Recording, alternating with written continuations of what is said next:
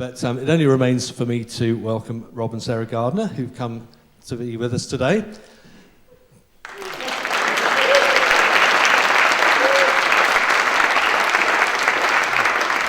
Now, Rob is the nearest thing that we have in Vineyard to a bishop, okay? He's the area leader, so please behave yourselves today, please. But it's a great pleasure to have him here. We're really looking forward to hearing what he's got to say to us. Thank you. Thank you. I've turned it on. Is it on? Thank you for those kind words, Steve. I'm not taking notes, so guys, if you want to tell me everything afterwards, it will go no further. But I do want to say just thanks very much for inviting us. It's been a real privilege and pleasure to get to know Steve and Lynn over, 6 months, 8 months, a year, 2 years, any advance on that? Just over this period of time. We never knew them, didn't know you before, but it's just amazing what a small world it is, because they are connected to so many people that we know, but didn't know you. So, just seeing you as you've settled in, and an evident blessing of God in your life has just been wonderful. Yeah, Father, I just want to lift up Aylesbury Vineyard. Lord, that your blessing would be upon it. Thank you, Father, for everything that Mick and Lynn established here. Lord, what a foundation. And Lord, I just thank you for the future. Lord, that everything that is going to be built on from that. Lord, as Aylesbury Vineyard continues to make a huge impact in Aylesbury, Lord, and in the lives of people all around. Amen. Well, greetings from sunny Reading. We were kind of debating, is Aylesbury nicer than Reading, as we were driving through Aylesbury? We quite liked it. I'm just going to quickly read out from Hebrews 12. I'm reading out from the ESV version, but I think you've only got the NIV, and I haven't got the NIV on my iPad. That's like a real blooper. Can't believe I haven't got it. But I'm just going to read out from chapter 12, which in my version is headed up, Jesus, founder and perfecter of our faith. Therefore, since we are surrounded by so great a cloud of witnesses, let us also lay aside every weight and sin which clings so closely, and let us run with endurance the race that is set before us, looking to Jesus, the founder and perfecter of our faith, who for the joy that was set before him endured the cross, despising the shame, and is seated at the right hand of the throne of God. Consider him who endured from sinners such hostility against himself, so that you may not grow weary or faint-hearted. In your struggle against sin, you have not yet resisted to the point of shedding your blood. And have you forgotten the exhortation that addresses you as sons? My son, do not regard lightly the discipline of the Lord, nor be weary when reproved by him. For the Lord disciplines the one that he loves, and he chastises every son whom he receives. It's for discipline that you have to endure. God is treating you as sons. For what son is there whom his father does not discipline? If you are left without discipline, in which all have participated, then you are illegitimate children and not sons. Besides this, we have had earthly fathers who disciplined us, and we respected them. Shall we not much more be subject to the Father of spirits and live? For they disciplined us for a short time, as it seemed best to them. But he disciplines us for our good, that we may share his holiness. For the moment, all discipline seems painful rather than pleasant, but later it yields the peaceful fruit of righteousness to those who have been trained by it. And I'll just leave it there. Father, I just pray that as we go through this, your word, that you will give us revelation of your purposes for us. Lord, you will give us encouragement as we step out in this race that you have laid out before us. In your name. Amen. I was talking on Joy a few weeks ago at my church, and I was just reflecting at the time that how the pace of life can just suck out every aspect of joy that we have, because life is just so hairy and so demanding. At least in Reading. So is that like here in Aylesbury?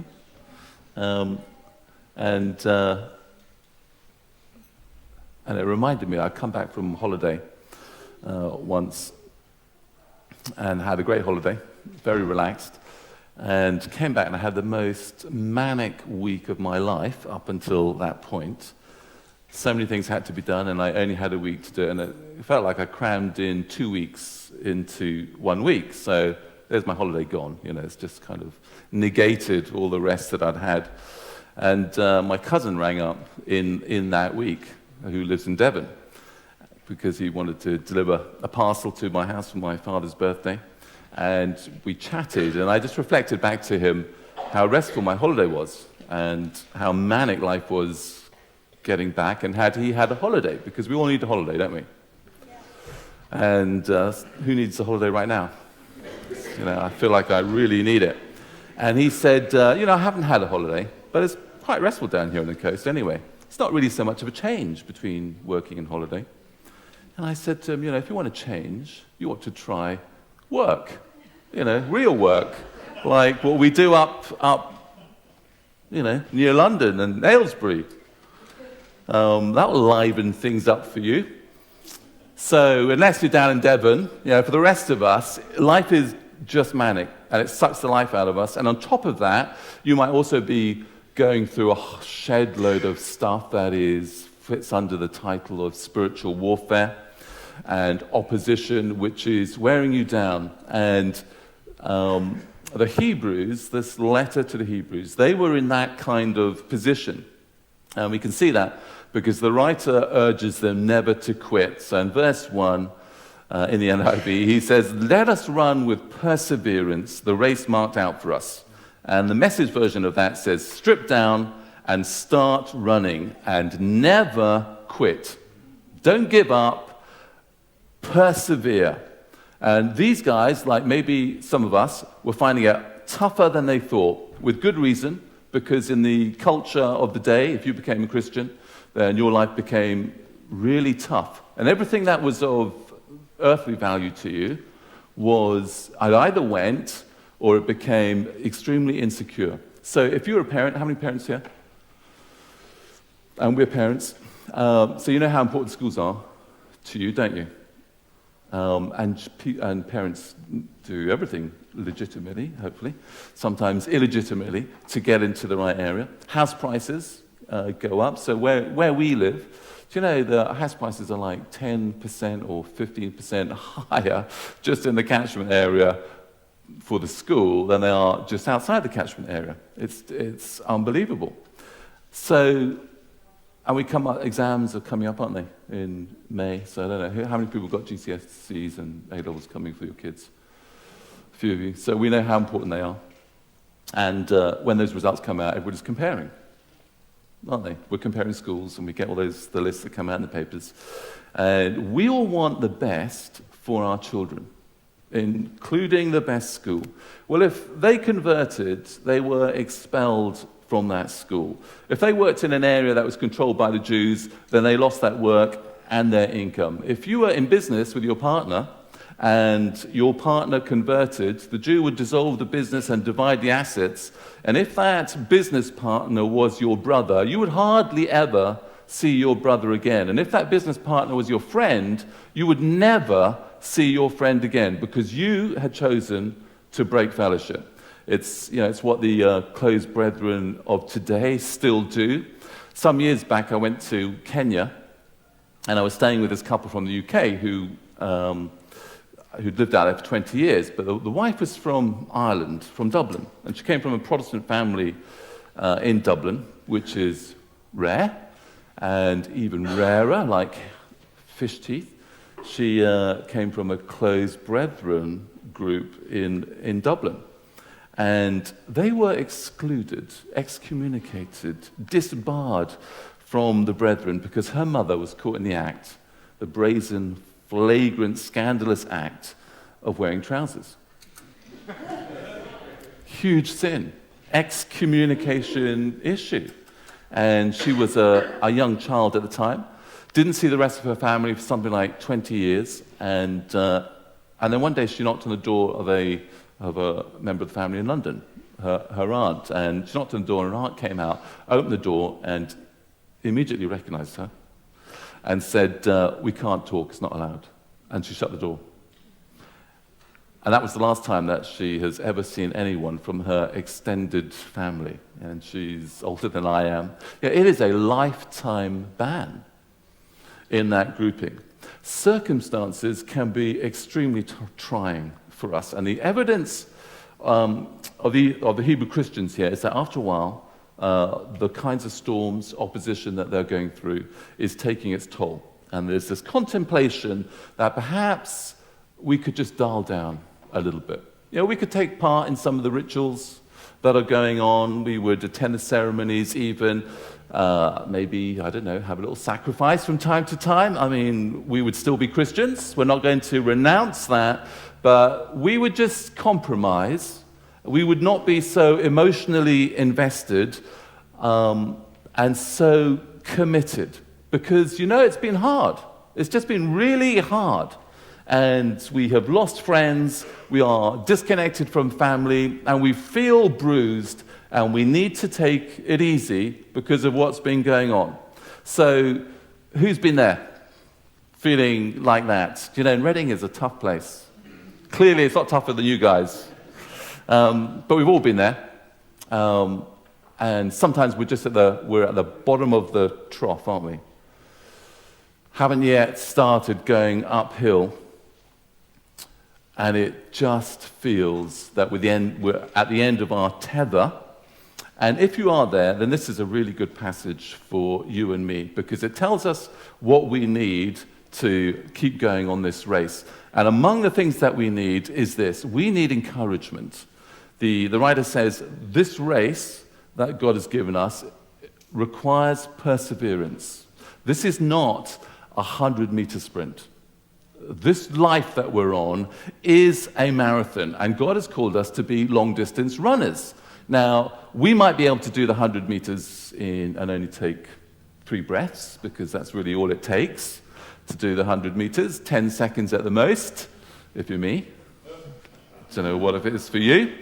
In a 10-second race, you don't need much encouragement, do you? I mean, it's just over before you have time to think. In a marathon that lasts 26 miles, and who does marathons here? Anybody race? Half marathons? Who does half marathons? So how long does it take you to do a half marathon? 2 hours. 2 hours. Anyone better than him? How long? How many? 100 minutes. Wow. Wow. Let's give that. Let's give that man a cheer. And you? 3.5 hours. But you finished. You finished the race. It's a good parable there. Fits into my story. 3.5. So we could take 4 to 7 hours in this race that we're on. And maybe it's through the heat of the day, but I doubt it in this country. So maybe it's through the sleet, maybe it's through the cold. You know, driving up here, it was absolutely gorgeous because it was sunny and it was boiling in the car because the sun comes in through the window and heats up the car. I mean, as we got out here, it was absolutely freezing. You know, the air was so cold. So maybe that's what we're going through. It's like that kind of terrain, that kind of weather conditions. And if that's what you're going through, then what you need is the breath of encouragement to keep going. And at verse 13, it says this, clear the path for long-distance runners so that no one will trip or fall. So let's clear the obstacles for our friends and our family, our church family. And then he says, help each other out. Help each other. When they're down, be a friend, give good advice, give sympathy, help them see things in context. So who needs that from time to time? Just to see the big picture again and take my nose out of the mire to see the big story that God has for us. Help them see things in context. Help them see their strengths and the value that they bring to this walk and this race. Let them walk away from you feeling built up and not torn down. And years ago, at a time when I felt I really needed it, I met up with a guy called Mike Breen. How many people heard of Mike Breen? So he's a guy who was in Sheffield. So he's now in the States. But at the time, he really took St. Thomas Crooks to I think, one of the largest Anglican churches in the country.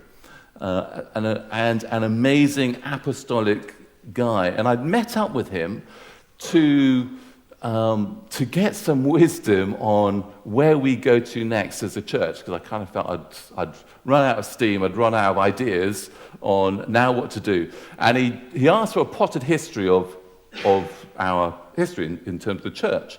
So I gave him that, and then he sat back and he said, so you're telling me you built up this church from a handful of people to one that is now larger than 70% of the churches in the UK, because churches in the UK are not that large. But you've taken this to one that is larger than 70% of the churches in the UK, with less staff than the average church has in the UK, and you've overcome all these kinds of issues that you're telling me about. That is fantastic. And I was, do you know, that was the first time anybody had ever said anything encouraging about us and the church. And it knocked me back, because I thought, no one's ever said that. No one's ever said, you're doing a great job. And I was telling a pastor friend about that, and he said, do you know what? That is exactly what we need. We don't necessarily need someone who knows all the answers to our problems, but we do need someone who knows what he's talking about and isn't just flattering you when he says, that is absolutely brilliant. You have done a fantastic job. You really have. So does that resonate with anyone? Do we need that? And we don't really have a culture in this country that does that, do we?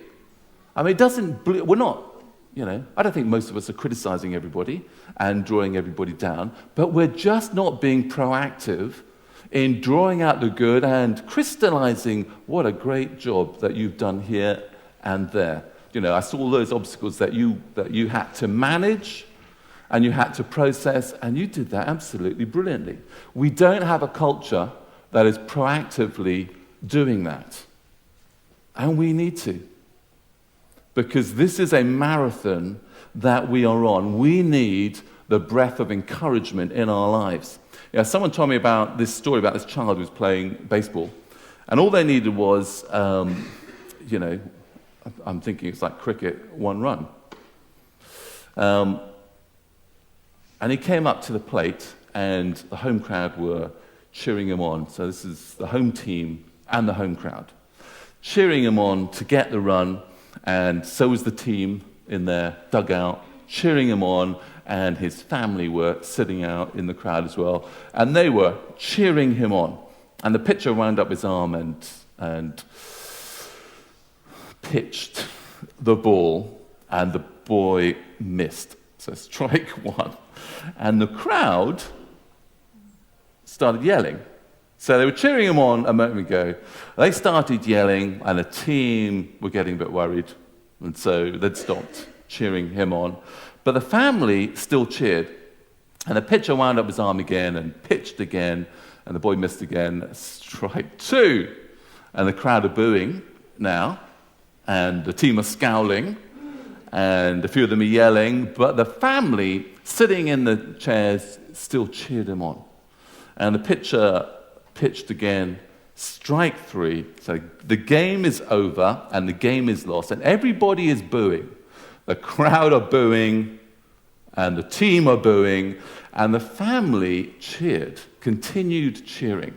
And they came onto the pitch, and they said, let's try that again. And they lined up the son, and they gently pitched until he hit the ball. And then through a series of missed fielding opportunities, he ran a home run, and they put him on their shoulders, and they cheered him, and they transformed a moment that could have been branded failure into a moment that's branded success in that boy's life. Guys, we need to be doing that to one another. There is so much criticism and so much name-calling and blame-shifting in our culture. You and I need to be different because this race that we're on absolutely requires it. So, let's do a little practice, shall we? Why don't you turn to the person next to you and say, "You are brilliant. You are absolutely brilliant."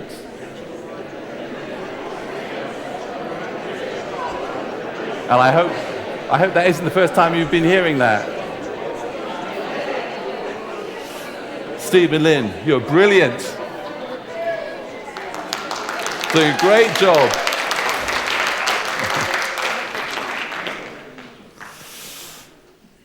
People brighten up our lives, and particularly if you tell them that they do that. They do, because we all contribute. We need that encouragement, just that basic encouragement. But we also need more than that. We also need wisdom, the encouragement of wisdom in our lives. The words, the advice of people who know what they're talking about and can really help us. So we're not just in this room where, I'm sure you've been there as well, where we're all ignorant and we're pooling our ignorance, saying, how do we move on from here? And nobody knows. And, I just get one ignorant statement from after another, and I add my own, and we don't come out of there enlightened. We need people who know what they're talking about. So I'm a guy I love to read, and I'm one of these nightmares when I go into newsagent, because I read everything and never buy anything. And I was in this bookshop, and in the local bookshop, and I was just flicking through one of Tony Bazan's books. Anybody heard of him? Yeah. So if you haven't, he's the guy who did all them. Did he create the whole mind mapping stuff? So if you use mind mapping software, so he's the guy who created all that, and he's also one of the leading experts on memory. And I was looking at his book called Master Your Memory, where he's developed this system for giving you perfect memory. And as pastors, we need perfect memory to remember everybody's names and their children as they walk in through the door. And one of his lists, so a part of the book is lists of things to memorize. So let's take this into a practical place. And one of them is a list of the top 20 genii, whatever, of all time. And there was this little blurb about them, the qualities that they have, such as resilience, vision, desire, faith. Sounds like the letter to the Hebrews, really. And then down the list, one of the things that they have was a real mastermind group, which is an odd phrase, but it turns out to be a group of your closest friends and advisors who know what they're talking about. Their mentors or their coaches. The writer of Hebrews has a word for them. Verse 1, therefore, since we are surrounded by such a great cloud of witnesses. So he calls them witnesses. The Message version calls them pioneers who have blazed a trail, veterans cheering us on. That's what the Message calls them. These are people for whom what you do is or was as important to them as it is to you. They are people who know what they're talking about. So when Mike Breen was talking to me, actually, it was so powerful because he was doing it. And he knew what he was talking about. And I wasn't just getting someone who was just being nice and kind, but we need that. I was getting someone who really could speak wisdom and soundness into my life. Folks, do you have any of those kinds of people in your lives? Good, one person. That's great. People who are cheering you on and who can advise and give wisdom and actually help you. Because the point of this is even a genius can't do it on his own. And if you're not a genius, neither can you. If even a genius can't do it on its own, boy, don't we also need help.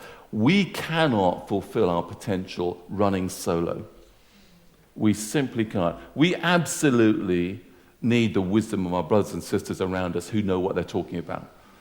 Which means that you and I have to be somewhat proactive in talking and engaging with people and realizing, do you know, this is a race that is really important, this race that God has given us, this life, this ministry.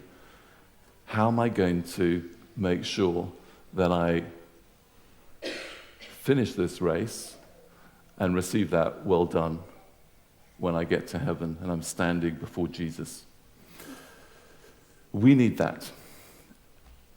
And then next on his list was an internal mastermind group, which turns out to be our heroes and our role models. So geniuses don't just have a real group of friends who can advise them. They have this internal group who inspire them, who show them where it's possible to get to, and take them, inspire them beyond your present difficulties and your present realities. And I imagine we all have that. I mean, I don't know if anybody want to volunteer a name. Any names?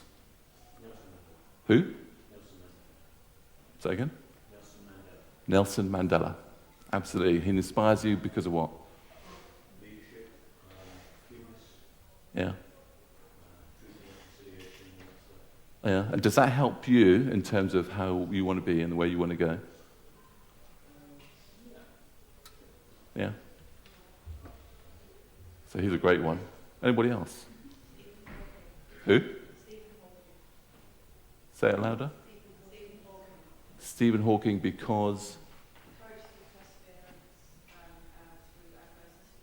Yeah, almost impossible circumstances, really.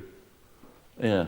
So that personal courage to be a world leader despite his personal limitations and tragedy. Yeah, absolutely. Anybody else?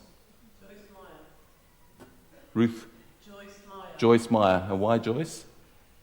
She's amazing for what she's overcome. Yeah. Brought so many people to the Lord and changed their lives. Yeah. So her personal circumstances haven't limited her in seeking God and being a blessing to, I don't know, millions of people. Yeah. H.G. Wells, Because? creativity and inspiration of such amazing ideas. And how does that inspire you? I don't want to write science fiction. Right, yeah. And there's those ideas of craziness Yeah, at the time. So, love that. yeah. Yeah, I love H.G. Wells. So we have all these people who, when you remember them, lift your eyes. And they inspire us to what? One word, action. Because when we're down and we feel defeated, that's the one thing we don't do. You know, we just sit and we become inactive. And these guys inspire us to take those steps forward yet again, to be active. And the writer of Hebrews says that, having taken time, so we need that, guys. You need that. I need that. So for me, you know, in my role as church planting, you know, people like John Wimber obviously have been, people like Smith Wigglesworth, one of the Pentecostal pioneers, healing evangelists, and, you know, currently back in our kind of history as the Vineyard, you know, Lonnie Frisbee. Do you know, I'm reading about the whole beginning of the Jesus People movement, so I don't know how much people know about that, but do you realize it was one of the greatest ingathering of new converts in America ever? And yet, you know, it doesn't kind of feature on the list of the Great Awakening, which I guess percentage-wise was probably greater, but hundreds of thousands of people became Christians through that move of God in the 1960s, 1970s, which is absolutely amazing. And do you know what really strikes me and inspires me to keep on is that it began on the streets. You know, so we think of, so when we have church, and here we are, we're meeting in church, and we can forget actually, well, where did it begin when there was no church? And there wasn't anybody. Do you know, they were street evangelists, and they went out in the streets, and coffee houses were a primary form of their ministry, because that was out on the streets. But it was on the streets. And they would just bring in dozens of converts from their witnessing on the streets. Because people would come to faith and would encounter God. And I know you guys, have been doing healing in the streets for ages, but it just inspires me to think, do you know what? We can do this again. We can do this again. John Wimber always used to say, the meat is on the streets. And I always used to think, that's a great phrase. I don't really know what it means. I mean, what does he mean it's on the streets? Does he really mean that means you go out onto the streets? That doesn't sound that it will work. But it really did. And Calvary Chapel and Vineyard, that's where we began, on the streets. When John Wimber came over here into the UK, it was kind of more renewal, because it was ministering to the churches. But their dynamic was a street movement that became churches and then became church planting movements. I'm inspired by that. We need to be inspired. These guys, you don't have to know them. You might just have read about them, or they might be on TV, but they are part of this cloud of witnesses that surround us. You and I, we have to remember them because they take us forward. And then, having remembered and taken time to do that, the sacrifices that they made, and several of you have referred to that, the sacrifices that they made, the great victories that they've won, let us be inspired. So let us use that as a launch pad to do whatever it takes to finish the race that God has marked out for us, which is my amplified version of let us throw off everything that hinders. And what the writer of Hebrews is saying there is he's really asking us. He's asking us a question. What has distracted you and I, or you, not me, what has distracted you from your prime focus? What has caused you to deviate from the race that God has marked out for us? And those things may be good, bad, or neutral in themselves, because they may be your work, they may be your career, they may be your family or your friends. None of them are necessarily bad in themselves, but if they have caused you to deviate, to take your eyes off Jesus and the mission that he has called you to, then those things have to be adjusted. And those things have to be recalibrated. They've got to take the subordinate place to our call from God, because they have become, what the writer of Hebrews says, a hindrance to us. And then on top of that, we have to treasure. We've got to treasure this race that God has marked out for us. In verse 16 or 17, whatever, the writer talks about Esau. And he uses them as a warning. And he says, don't be godless like Esau, who for a single solitary meal sold his birthright as the oldest son. And afterwards, when he wanted to inherit the blessing, he was rejected. And he couldn't bring about any change of mind on the issue, even though he sought it with tears. That's a warning. Let us not be godless like Esau. And in Genesis, the word that is used of Esau's attitude is this. It says that he despised his birthright.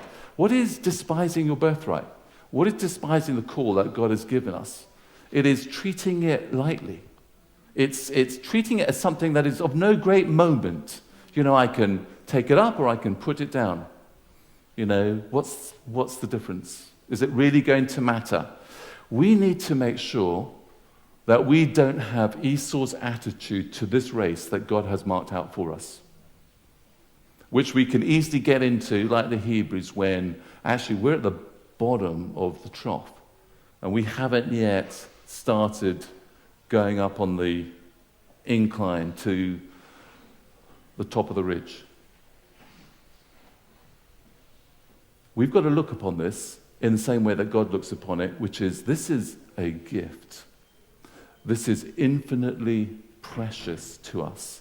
This is worth it. Someday our race is going to be over. And we're not going to be able to put any more into it. Nada. Nothing. Time, once it's gone, it's really gone. And the writer is saying, folks, let's begin with the end in mind. What are we wanting? We're wanting to finish this race and to do it well. So now, as we recalibrate our lives and our motives, let us be driven by a desire to have no regrets. No regrets. Let's be driven by a desire to push this life that you and I have been given, because this is a wonderful life. It is a wonderful life. Push this life to the maximum. Even when you feel like you're down and out and it's really hard. Because in this chapter, the Hebrews says, that is not punishment, this discipline. It is training. This is training for us so that we will get the prize. That's how we have to imagine or frame, that's the word I'm looking for. That's how we need to frame what we are going through. We are going through this because we are true sons and daughters. And God does not want us to fail to win the prize.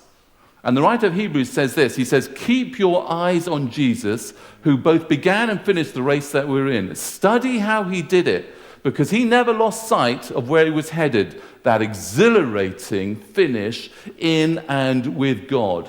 There is simply nothing better in this life than walking in the power of God and seeing the Lord come and people's lives saved and people's bodies healed, people delivered from demons, seeing their lives completely turned around. It is exhilarating. And we've gone, as a church, we've, in this quarter, so where are we, almost coming towards the end of March, we've had something like 15 people saved just in this quarter. We've got a youth ministry that some of our guys are involved in. It's not actually our ministry, but I'm going to count the salvations anyway, because it's our guys, where there's only like 7 youth on this, and they are youth who are on the edge. They are excluded or just about to be excluded from school. They come from backgrounds that would make your hair raise, and 5 of them have become Christians.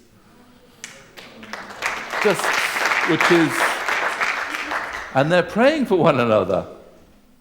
We had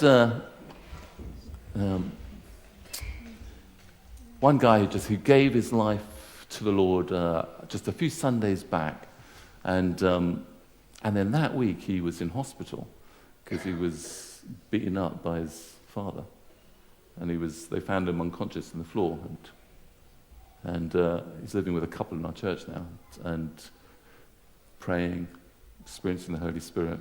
That's incredible, isn't it?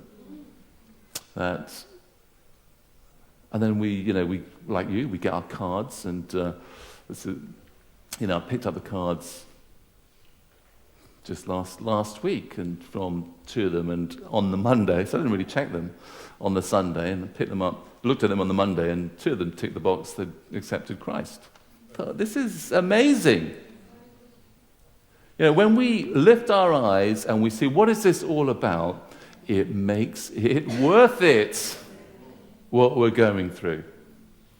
And I feel inspired to keep on going out onto the streets, witnessing to people, inviting people to come to Christ. And one of the major reasons why we're seeing so many come to Christ is because we are leading with the kingdom.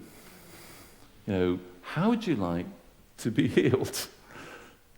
Would you like us to pray for you, see what word God has for you?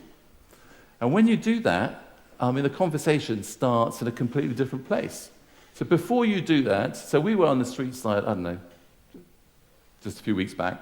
We had loads of conversations, and it felt like it was just all conversations. It remained at that level. And I thought, that's not really what we're about. Because when I'm talking to you and you don't believe, actually what I believe just doesn't really matter to you, does it? You've got your opinion, and I have my opinion. So let's just leave it at that. But actually, if you're ill and I pray for you and suddenly you're healed, it's no longer I've got my opinion and you've got your opinion, because now my body is no longer hurting. So where did that come from? And that step from I don't believe to accepting Christ then becomes a very short step. So I'm really encouraged about where we're at. And but I was on Facebook, and I was on Facebook, and someone had posted from Causeway Coast that in the last 22 days they'd seen nearly 200 people saved. So there's no but in this, but I just can't stop saying but. There's no but in this, and we can be inspired to see so much more when we allow ourselves to fix our eyes on Jesus and remember why this is worth it.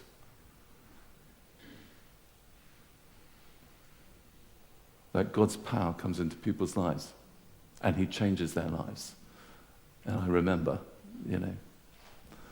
why I'm doing this and why this really matters to me.